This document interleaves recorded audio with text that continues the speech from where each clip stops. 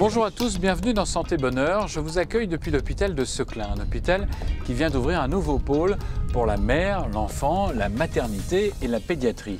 C'est en fait une restructuration de ce qui existait déjà, mais une restructuration qui permet depuis le mois d'avril dernier de beaucoup mieux accueillir la mère et son enfant. On pousse les portes. La naissance tout confort, c'est un nouveau pôle mère-enfant gynécologie à l'hôpital de Seclin. Écoute et tu ne souffriras point, l'hôpital de Valenciennes pratique l'anesthésie sous hypnose. Le cheval pour mieux communiquer avec les enfants, c'est une idée vraiment pas bête. D'ailleurs, pour rentrer tout de suite dans le vif du sujet, je vous propose qu'on rencontre Anne qui a accouché il y a 3 jours. On y va. Bonjour. Bonjour. Bonjour Anne. Bonjour. Déjà debout? Parfaite. En bonne forme, bien dormi cette nuit grâce à un beau petit nounours calme et des conditions apaisantes. Qu'est-ce qui caractérise cette chambre? C'est le calme, la couleur, enfin, on a l'impression que c'est... Pour moi, effectivement, le calme et surtout, peut-être la couleur, je ne sais pas, mais elle est apaisante. C'est vrai que je redoute un peu les séjours en maternité, pour tout vous dire, mes 2 précédents, parce qu'effectivement, beaucoup de bruit, beaucoup d'interventions. Et là, eh bien, je repars sereine parce que j'ai vraiment eu l'impression de m'être reposée et prête à affronter, entre guillemets, la tempête du retour à la maison avec mes 2 aînés. Je vais vous laisser vous reposer. Merci. Avec votre bébé. Merci beaucoup, Anne. Et bon vent à Hippolyte. Tiens, à propos d'enfants, en voilà qui se soigne avec des chevaux. La relation entre ces deux-là n'était pas gagnée d'avance, et pour cause, Loïc est autiste. Mais depuis que Canella est entré dans sa vie, le petit garçon s'est un peu ouvert au monde. Oh! À toi. À toi. À toi. Le oh! Pour Aurélia, la maman de Fiona, la métamorphose est tout aussi flagrante. La petite fille de 8 ans souffre d'une maladie génétique rare. Une fois par semaine, elle suit des séances d'équithérapie chez Virginie Guillon et c'est grâce à Silver qu'elle tente d'apprivoiser le monde. Avant, Fiona était dans sa petite bulle et refusait le contact en fait. Que maintenant, depuis quelques mois, elle accepte que les autres enfants restent à côté d'elle. Elle va même un peu vers les autres. Il y a 5 ans, Virginie Guillon, alors enseignante, décide d'allier son métier à sa passion du cheval. Elle se forme alors à l'équithérapie, une médecine non conventionnelle qui utilise le cheval pour soigner. Aujourd'hui, elle reçoit une quinzaine d'enfants atteints de troubles des apprentissages, de handicap moteur ou encore d'autisme. Le soin de l'animal, donc aller vers l'autre, aller vers l'extérieur, c'est déjà un pas très important pour ce type d'enfant. Et le cheval étant un médiateur des apprentissages va nous permettre aussi de rentrer en communication, de travailler le langage. Encore méconnue en France, l'équithérapie a pourtant prouvé ses bienfaits. Au fil des séances, Loïc et Fiona ont noué une relation particulière avec leur poney. Ils ont aussi et surtout appris à se faire confiance. Une première victoire sur la maladie. Voilà, on retrouve Bernard Bayeux. Vous êtes le responsable de ce pôle mère-enfant gynécologie de l'hôpital de Seclin. Tout est neuf autour de nous. Qu'est-ce qui s'est amélioré pour les mamans? À l'origine, la pédiatrie était au 6e étage de l'établissement et la maternité au 1er étage. Donc on a souhaité regrouper les 2 unités, pédiatrie et surveillance des suites de naissance, afin de rapprocher les mamans de leurs enfants, de leurs bébés, et avoir surtout une unité de prise en charge avec des équipes qui peuvent être éventuellement communes ou en tout cas travailler sur un même secteur avec des protocoles de soins communs et une prise en charge commune.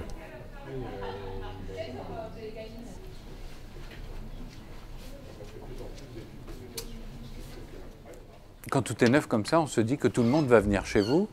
Donc le nombre d'accouchements à l'hôpital de Seclin va augmenter. Vous pouvez accueillir combien de personnes? Alors on est monté très progressivement en une petite dizaine d'années à peine, de 1500 naissances jusqu'à 2100 naissances l'an dernier.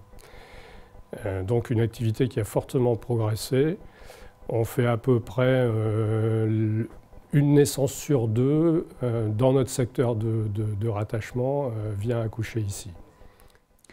Vous avez évoqué le secteur. Vous concernez quel territoire?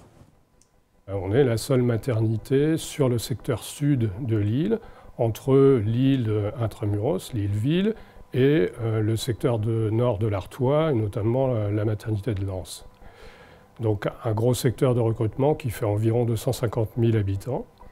Alors la maternité a été rejointe par la pédiatrie. Quel intérêt pour la mère et pour l'enfant? Il y a une volonté très forte dans l'équipe d'éviter le plus possible les séparations mère-enfant. Donc rapprocher les enfants qui ont besoin de soins particuliers de leur maman pour pouvoir faire les soins au plus près des mamans, voire d'accueillir aussi les mamans dans le secteur de pédiatrie. Allez, loulou. Bon. Oh, c'est pas très bon, ça. On va le flasher, madame. Comment on va le flasher?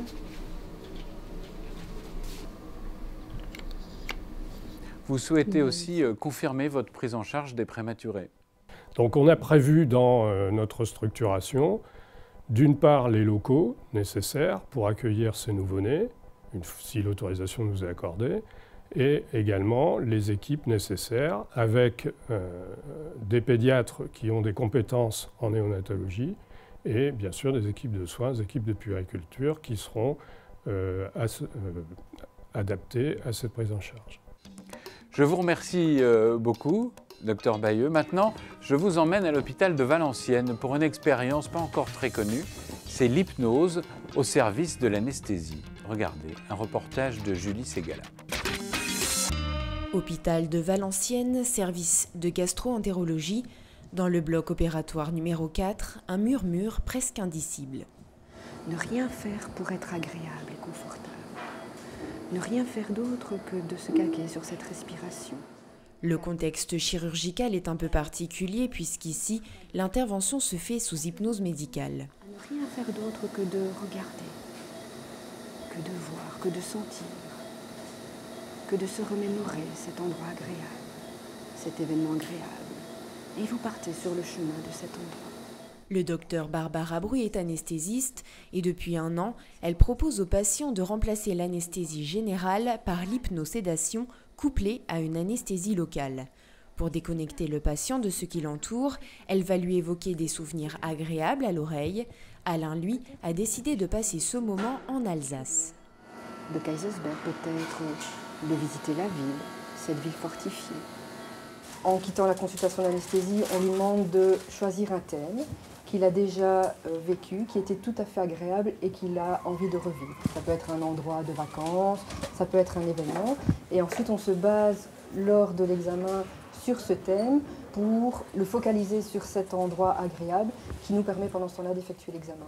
L'œil rivé sur le rythme cardiaque et l'attention du patient, Barbara Bruy va poursuivre son monologue pendant près d'1 heure, l'emmenant progressivement vers cet état de conscience modifié qui empêche la douleur d'atteindre le cerveau. Je joue sur ma tonalité, je joue sur le pacing, ça veut dire que je fais attention à parler sur la respiration du patient en fait.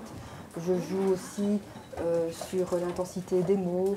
Dans cette ambiance feutrée, les gestes et la technique sont les mêmes, mais pour ne pas interrompre le processus hypnotique, le chirurgien doit réaliser l'intervention avec une douceur qui exige une grande concentration. Le fait de faire ces examens sous cette sédation, on sait que le patient va réagir si l'examen est peut-être un peu douloureux. Je pense que ça oblige à être, on est toujours attentif bien sûr, mais à l'être encore un peu plus. En France, la technique se développe depuis une 15aine d'années, mais reste peu utilisée.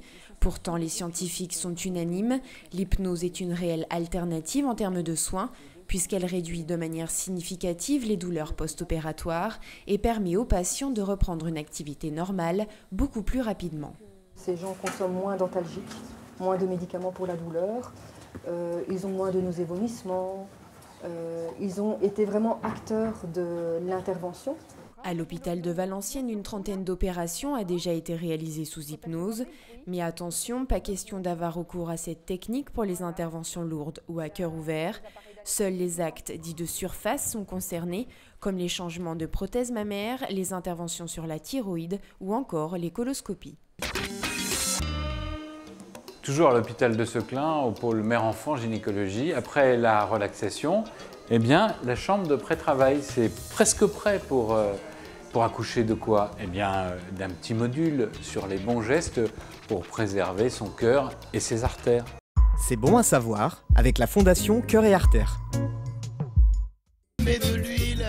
Mets de l'huile, dit la chanson. Mais gare aux graisses, dit le docteur. Bah alors, je fais quoi? Bien choisir, car les mauvaises huiles comme les mauvaises graisses provoquent du cholestérol dans le sang. Et une partie de celui-ci forme des plaques qui bouchent les artères. Ah ouais, un vrai bouchon de gras en fait. Mortel comme truc. Oui, grave. Et sinon, je fais comment pour faire le tri entre les bonnes ou les mauvaises graisses? Celles dont mon beau corps a besoin? Ou celles qui vont le faire devenir une vraie ruine? Un principe simple, avec le gras tu vois maigre, t'en mets pas trop. Il est pourri ton jeu de mots. Tu privilégies les graisses végétales sur les graisses animales. Mollo sur le sein doux en fait. Oui, et le beurre aussi, à garder pour les tartines. Et sinon, pour la cuisine, la salade? Tu privilégies l'huile d'olive et le colza, un cocktail quoi. Un cocktail d'huile? Je bois pas ça moi. Non, tu panaches un peu des deux, tu trouves ton équilibre. Ah ouais, le panache, je connais ça. Tu dois aussi manger des poissons gras, genre saumon. C'est très bon pour l'équilibre alimentaire. Cuisiner sans gras n'enlève pas la saveur. Bon, en gros, si je prends un peu de gras, tout mettre dans l'huile. C'est bon à savoir ça. Voilà, cette émission est maintenant terminée. On souhaite longue vie à Hippolyte et puis à tous les autres enfants qui vont naître dans cette maternité. Vous pouvez retrouver l'intégrale de nos interviews sur notre site weo.fr, rubrique Santé Bonheur. Salut, merci de votre attention.